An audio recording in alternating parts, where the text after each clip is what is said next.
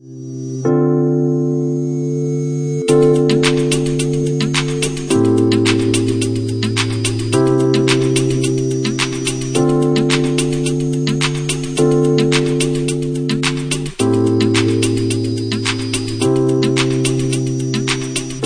20 septembre 2011 se tenait au Point Centre les Midis du Management organisés par l'animation économique tourisme d'YTech. Cette séance intitulée « À tout talent » nous était présentée par Jean-Michel Compère, spécialiste dans le domaine du développement personnel.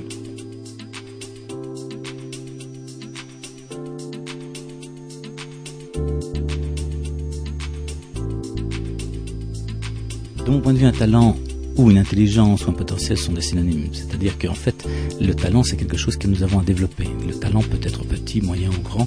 C'est une sorte de ballon que nous pouvons gonfler. Nous ne sommes pas obligés de le gonfler tous, mais à la naissance, nous recevons des ballons dégonflés qui peuvent être petits, moyens ou grands. Il nous appartient de les découvrir, de choisir ceux qu'on veut gonfler et de respecter leur taille, parce que sinon ils risquent d'exploser, et donc de les développer au mieux.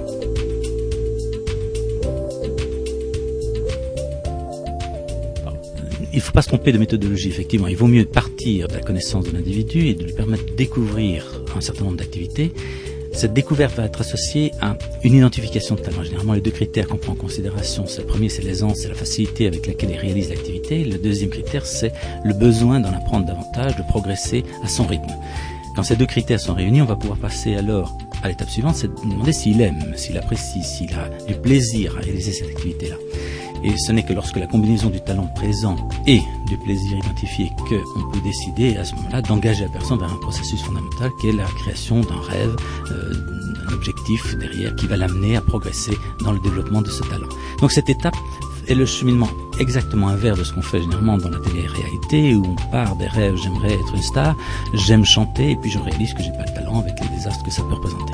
Si on prend le parallélisme d'entreprise, c'est un peu la même chose où on part des objectifs, on a besoin d'une personne pour une fonction déterminée, mais on se préoccupe après de savoir si il a les talents et puis les compétences pour le faire. Mais on l'a entre-temps nommé officiellement, tout le monde sait que c'est lui qui occupe cette fonction-là et il y a un stress absolument considérable qui se trouve associé à cette situation.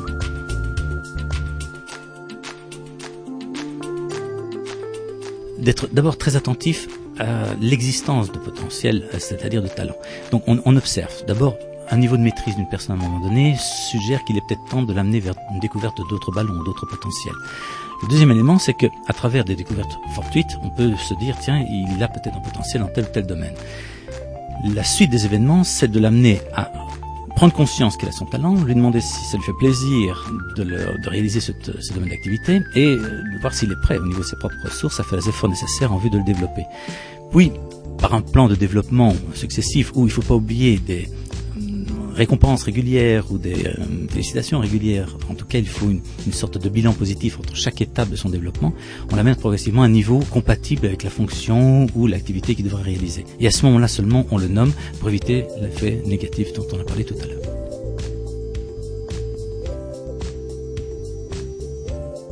Je ne peux que les encourager de mon point de vue parce que c'est extrêmement positif. D'abord, la population est d'abord très jeune, c'est une très très bonne nouvelle, mais l'organisation est extraordinaire, on a des moyens fabuleux. La population est aussi très attentive à recevoir des informations visiblement, les personnes présentes ont besoin de recevoir des informations qui leur sortent du quotidien, qui leur ouvrent l'esprit, qui leur apportent d'autres perceptions.